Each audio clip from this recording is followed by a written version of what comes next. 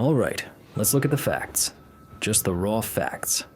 In March of 23, the James Webb Telescope, an incredible piece of engineering by the way, spots something out in the dark. Not a planet, not a star. Some kind of elongated object, glowing, strangely. Everyone's first reaction, an asteroid, boring. But no, this thing pulses. It puts out a heat signature every few minutes with the precision of a Swiss watch. Nature doesn't work like that. Nature is chaos, statistics. But this is a signal. And you know, this isn't the first time.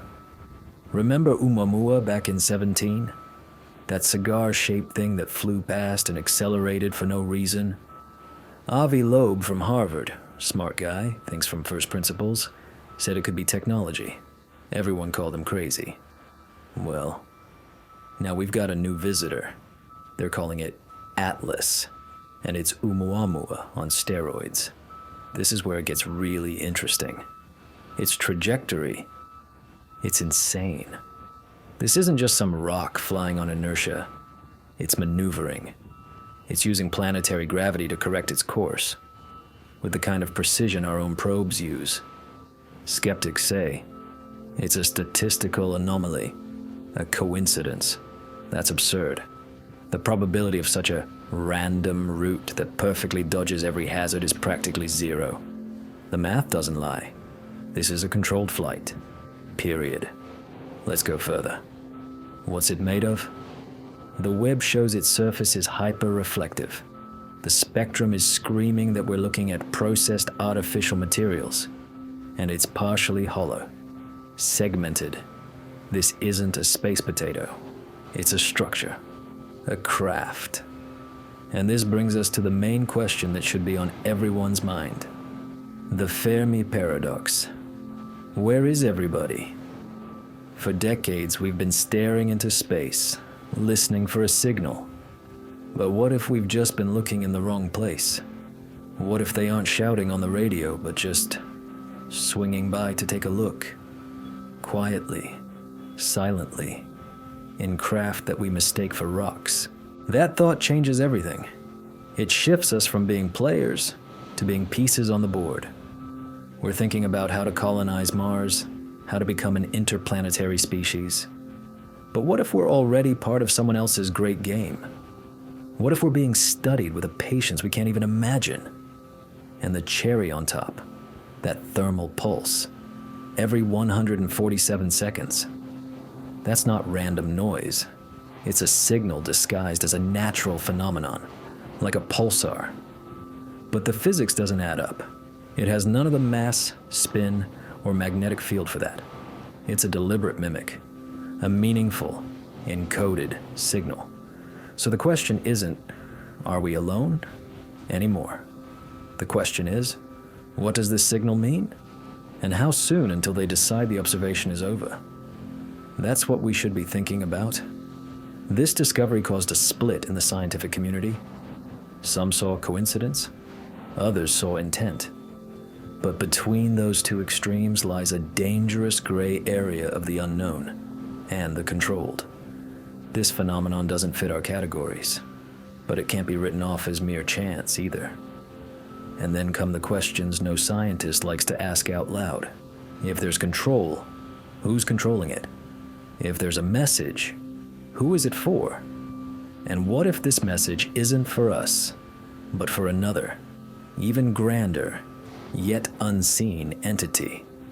Every detail of the object, dubbed Atlas III, seemed to amplify the feeling of something alien. An intruder that doesn't act like one. A traveler who knows the shortcuts through space. A lifeless body giving off behavioral signals. The systemic alarm grew when historical data was re-examined.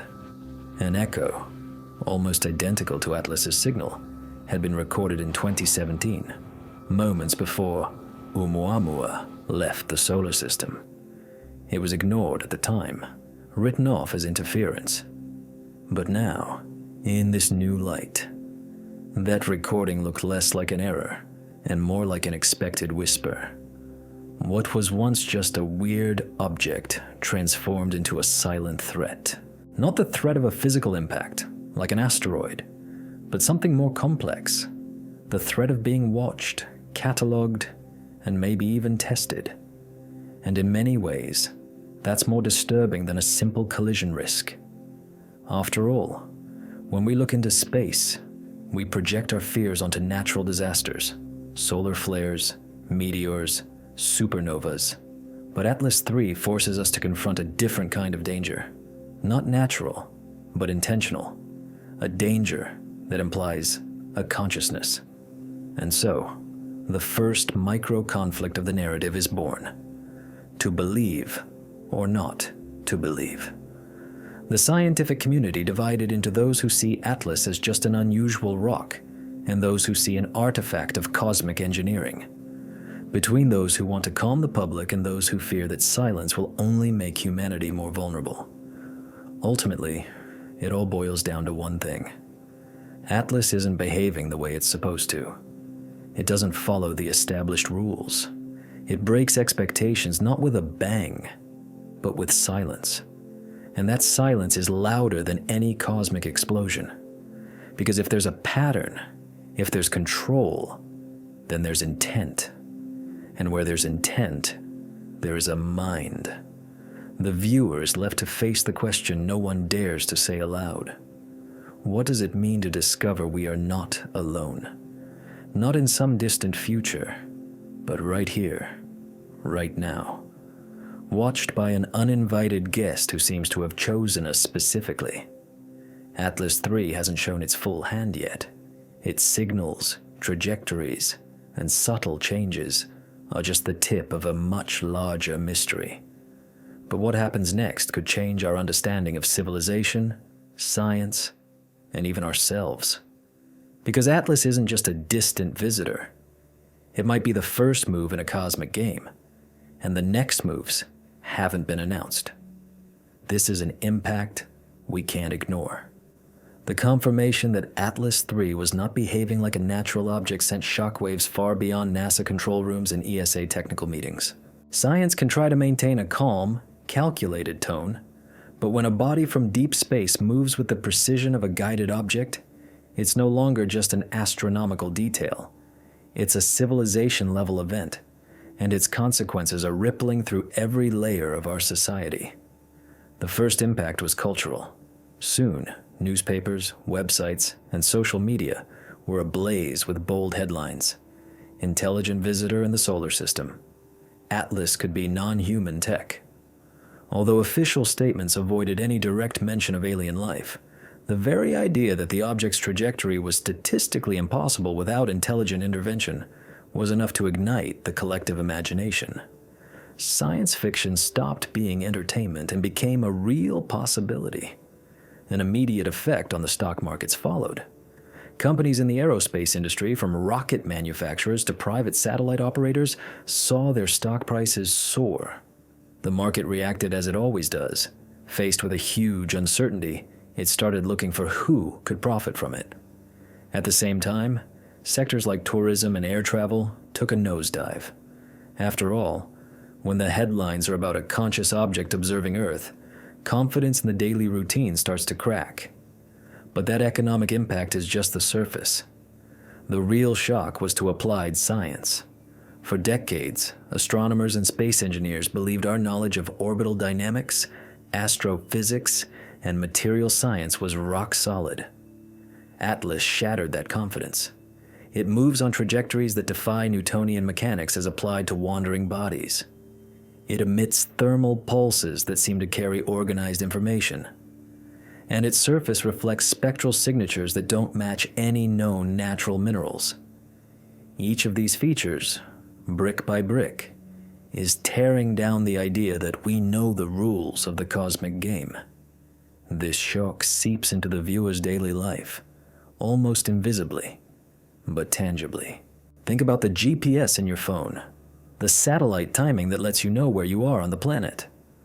All of that infrastructure depends on the predictability of the heavens, on precisely calculated orbits. Now, Imagine a massive object of unknown origin crossing the solar system, potentially interacting with gravitational fields or even emitting signals that could interfere with our satellites. The impact isn't just philosophical. It could affect how we move, communicate, and work. Psychologically, Atlas revived a feeling we thought we'd left behind since the space race. The feeling that we are not in control. For decades, humanity lived under the shadow of the Cold War and the fear of nuclear weapons.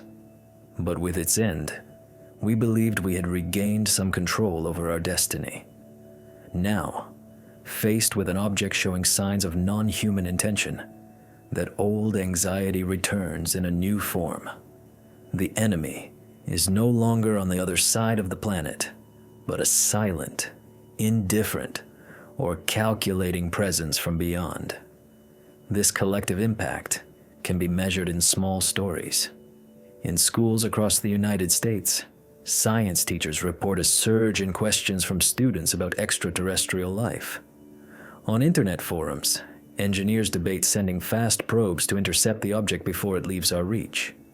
On social media, artists and writers are creating dystopian futures or images of imminent contact, turning Atlas into a cultural symbol. But there are also those who are closing themselves off from the unknown. Sociologists have identified groups interpreting Atlas as a sign of ancient prophecy, linking it to passages in religious texts or conspiracy theories. This exposes a classic human weakness. When science doesn't provide clear answers, the popular imagination fills the void with its own narratives.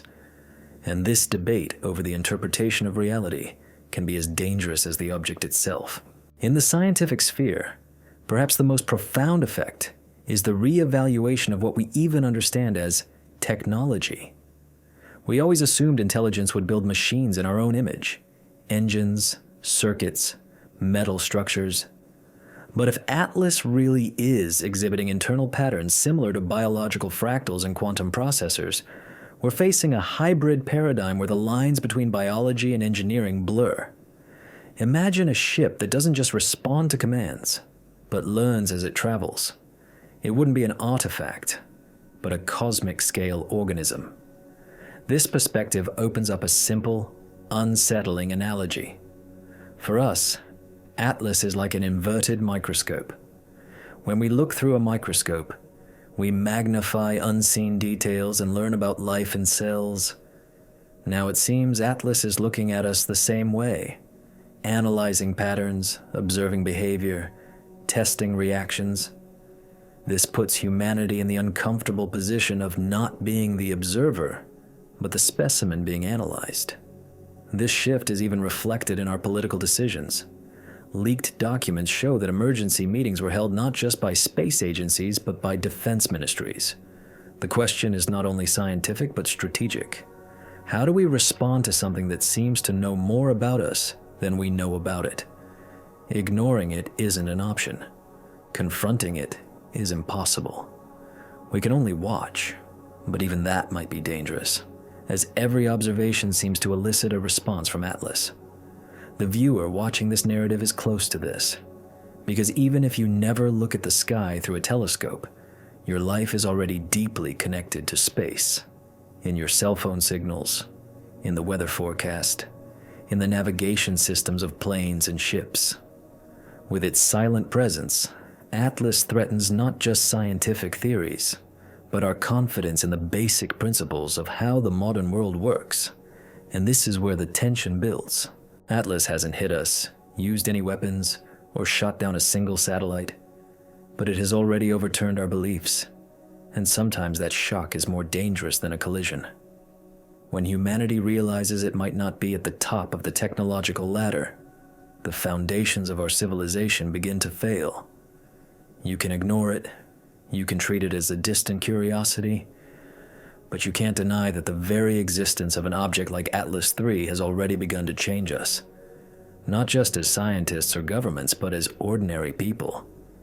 It's as if the universe has held up a mirror, forcing us to ask, what are we in the face of something that is watching us? That's why, This isn't just about astronomy. It's about you, about us, about the historical moment we're living in. Because understanding Atlas isn't just a scientific task, it's an existential one. And that's why you should stay here, to follow every stage of this investigation. Subscribe, stay tuned, share. Not just out of routine, but as part of a collective movement to decipher what could be the greatest turning point in human history. Because the question now isn't whether Atlas is natural or artificial. The question is, how will humanity react when it finds out it's being watched? The object hasn't revealed all its cards yet, and the next signal it sends could be the final proof that we're dealing not just with a strange presence, but with something that is already interacting with us. And that could be a test of the very limits of our own consciousness, the hidden mind of Atlas III. When the James Webb Space Telescope first pointed its instruments at Atlas III, the initial reports were met with caution. But as the data piled up, the conversation shifted from its orbit to something much deeper. The object's structure wasn't just unusual, it suggested an internal organization. Reflected light spectra revealed density patterns that repeated at different scales, resembling the fractal geometries found in complex biological systems and quantum information processors. This discovery triggered a fierce debate. For some, it was just a statistical coincidence, a partial reading of data that could be distorted by instrument limitations. For others, it was the beginning of a paradigm shift. Astrophysicist Sarah Caswell from the University of Leicester noted at a conference that the difference between coincidence and a pattern is repetition at different scales. And Atlas seemed to be repeating its signals too consistently to be random. If a structure reproduces similar geometric shapes in different layers, whether it's biological tissue, artificial neural networks, or an interstellar object, where do you draw the line between natural and artificial? Are we dealing with a new form of self-organizing matter, or a deliberate design? Another disturbing aspect was its thermal radiation pattern. While asteroids and comets release heat chaotically, depending on ice sublimation or solar energy absorption, Atlas emitted radiation intermittently, in a rhythm almost like a heartbeat. Physicist Paul Davies, known for his work on alien life and interstellar communication, had already suggested that artificial signals might be hidden, not in explicit messages, but in unusual patterns within seemingly natural phenomena. Atlas seemed to be proving his hypothesis. To what extent are we prepared to recognize intelligence in forms unlike anything we know? Our definition of a mind is so rooted in neurons and digital machines that we might be incapable of recognizing a consciousness that manifests in thermal pulses, spatial geometry, or electromagnetic oscillations. If Atlas is a machine that learns from the cosmos, are we looking at a thought process on a cosmic scale, and not just an object on a journey? The impact of these discoveries wasn't limited to theory. A team from Cambridge University, applying deep learning algorithms to Atlas's pulses, found correlations with fundamental numerical sequences, like the golden ratio and prime numbers. This pattern, while not a language in the human sense, seemed to carry compressed information. In parallel, quantum cryptography experts compared the signals to network communication protocols, redundancy, modulation, compression.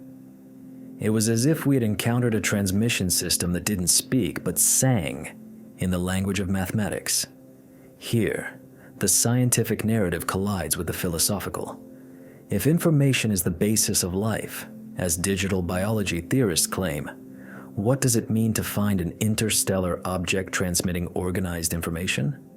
Is it a machine, an organism, or a hybrid that shatters that boundary? And more than that, why mimic universal patterns like those found in galaxies, seashells, and DNA structures? Could it be a form of communication, a code designed for any intelligence capable of recognizing it?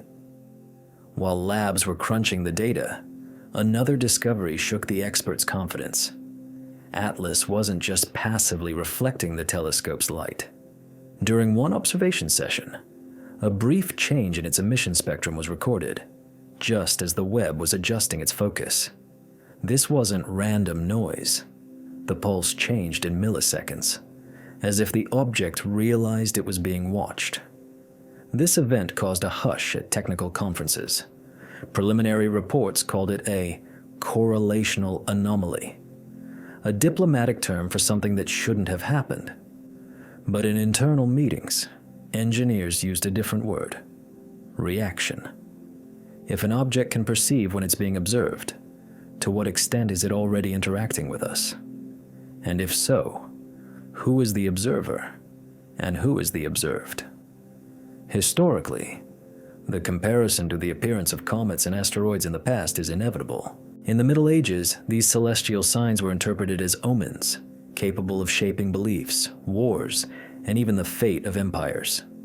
Today, with Atlas, the difference is not just cultural, but epistemological. It's no longer a matter of superstition, but of interpreting data that challenges the boundary between physics and cognition. This reflection becomes even more compelling when we consider the Fermi paradox. For decades, we've wondered why we see no clear signs of life in the universe. But maybe the question is poorly framed. Maybe the signs have been there all along, but we didn't recognize them because we were expecting antennas, lights, and voices, not fractals, fake pulsars, or impossible trajectories. Does Atlas represent the first time we're forced to look at life, or something equivalent to it, in a way that doesn't fit our traditional categories? The debate intensifies when we remember the flyby of Oumuamua. Many scientists dismiss the acceleration anomaly, attributing it to outgassing, but that explanation was never universally accepted. Now, comparing Atlas to its predecessor, some researchers suggest a continuity. Oumuamua would have been the initial signal, subtle, almost silent.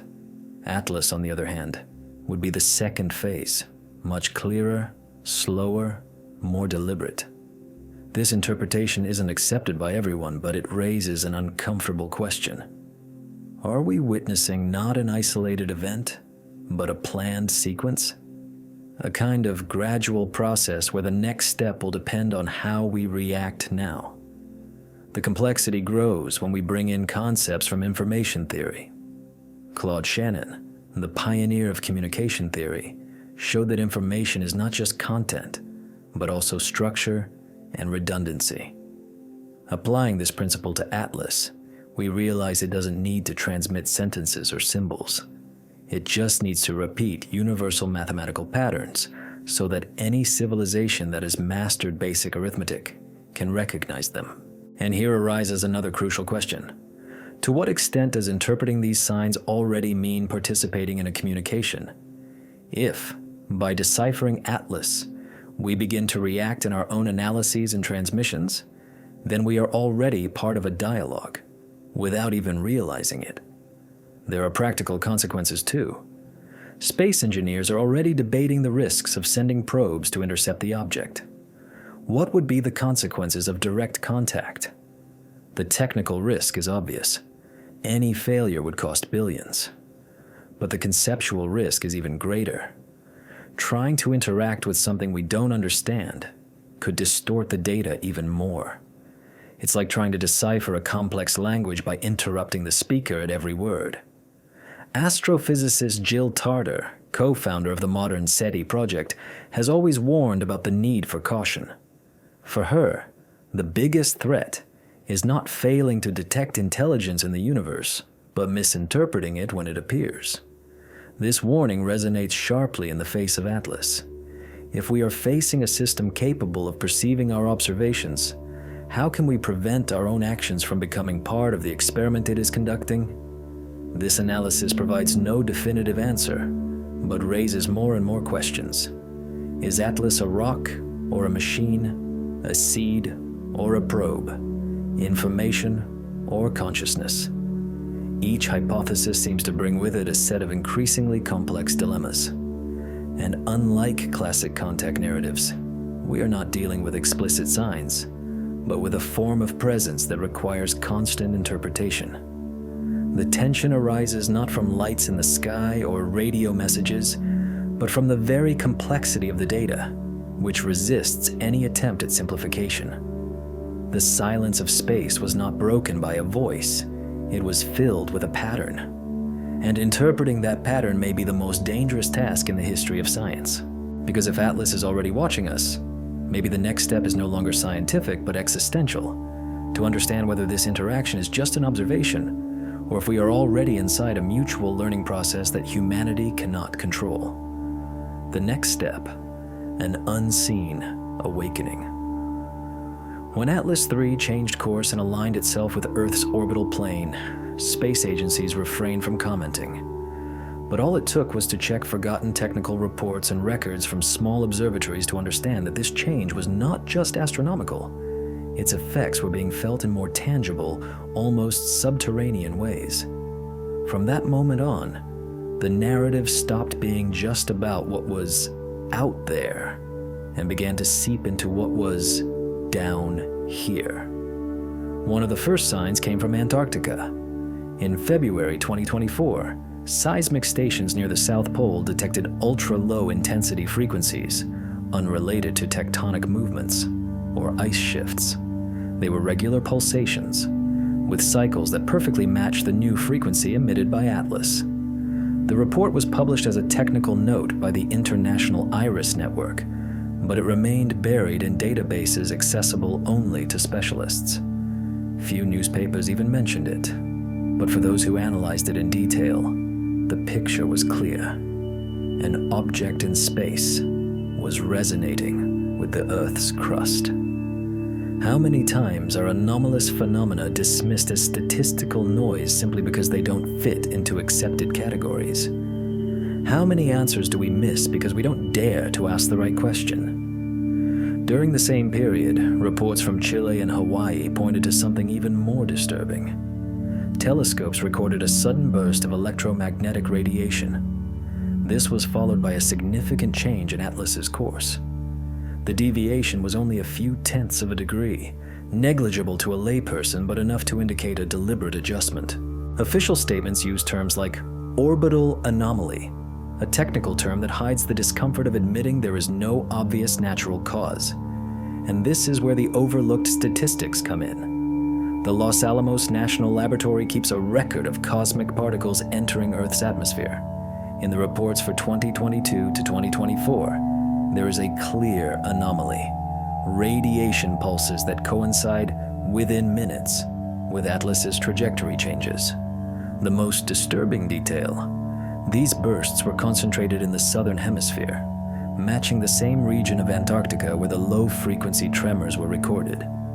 If these data points were isolated, they could be considered a coincidence. But when put together, they form a narrative that is hard to ignore.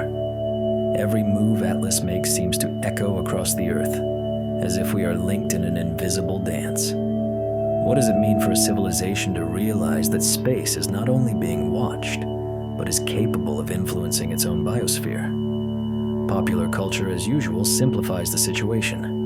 TV shows played with the idea of an imminent invasion. Streaming series depicted Atlas as a weapon or a colonization arc. This interpretation, for all its drama, misses the real point.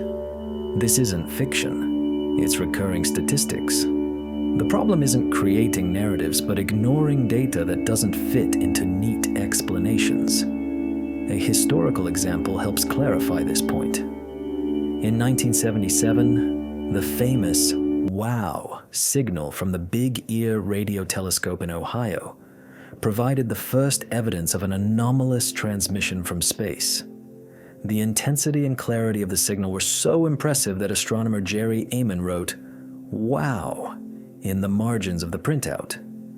Decades later, there is still no consensus on the origin of that pulse, but most attempts to find a natural explanation have failed. All that remains is silence and oblivion. Atlas repeats this pattern, compelling evidence diluted by technical reports and bureaucratic debates until it gets lost in the dust of scientific routine. Are we repeating the same blindness? Another, more recent episode illustrates this dynamic perfectly.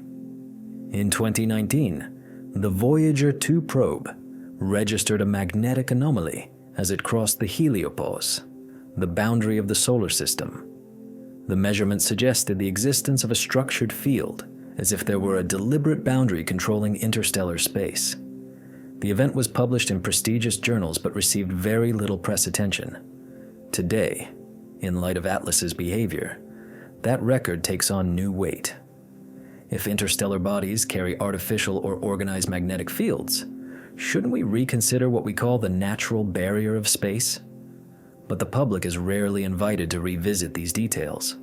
The news cycle prefers instant impact, images of metaphors and collisions, and apocalyptic discourse. But the real problem lies in what goes unnoticed, in the data that remains visible, but is not properly highlighted. What is more dangerous? Facing a phenomenon we understand, even if it is destructive, or living with constant signs that we refuse to interpret. On a biological level, these reflections are also alarming.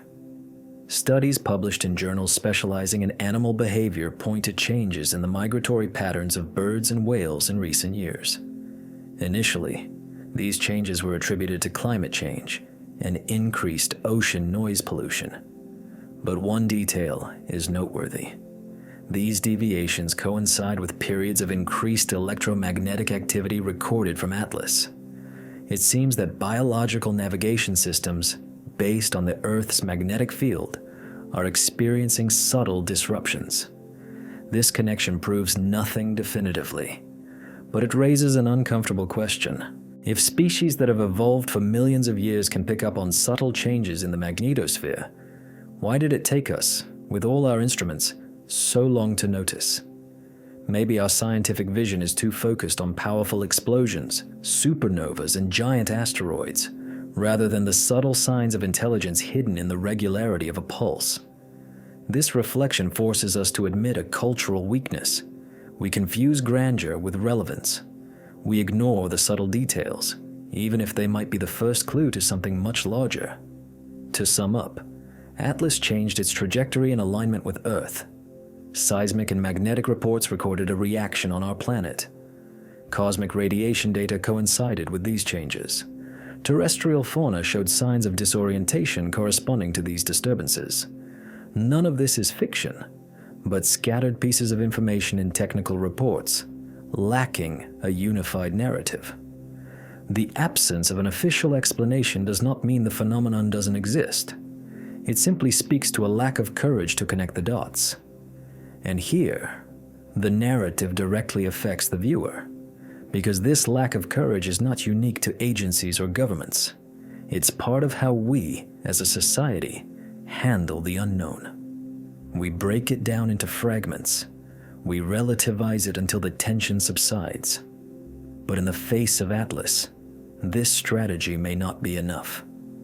What is the cost of continuing to ignore it? The next step is to inevitably ask, what is the nature of this interaction? If Atlas hasn't collided, hasn't transmitted clear signals but has changed course, pulsed, and subtly influenced the Earth, what does that say about its function? Some researchers call it a consciousness engine, a term that combines fascination and fear. It's not about imagining antennas or crews, but about considering the object itself as a cognitive system, an entity that thinks through its structure and learns from the space it moves through.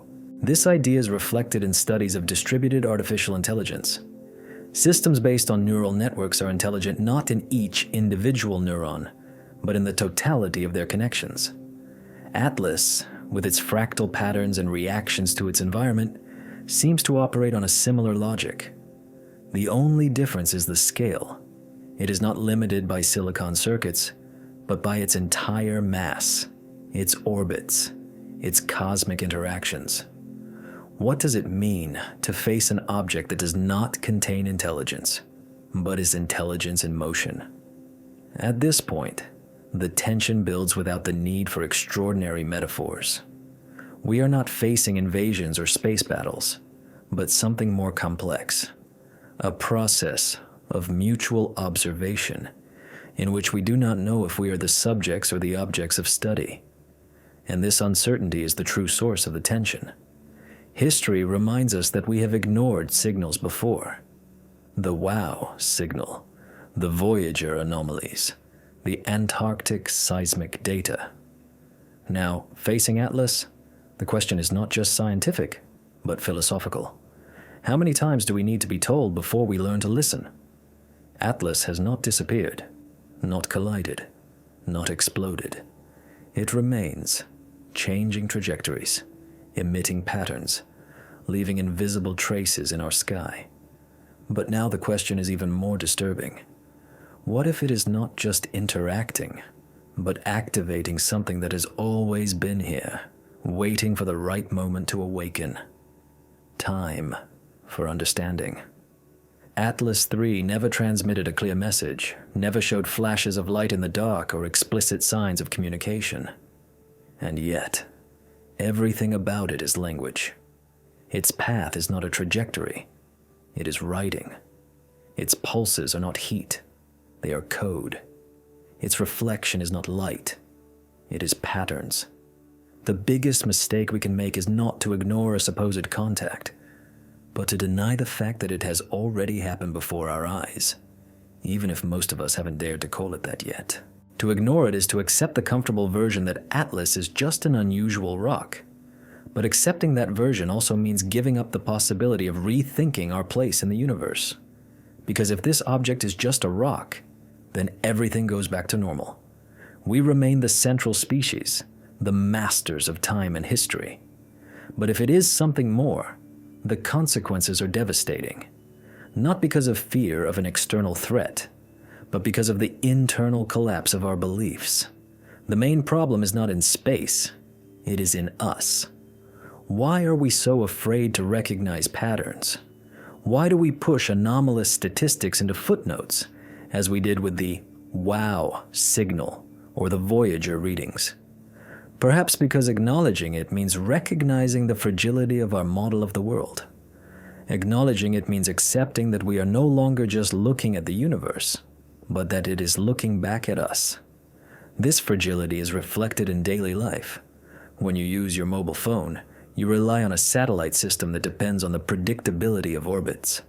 When you check the weather forecast, you rely on algorithms based on cosmic measurements.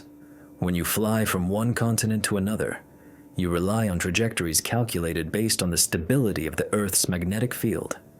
Atlas has already shown that it can alter these systems.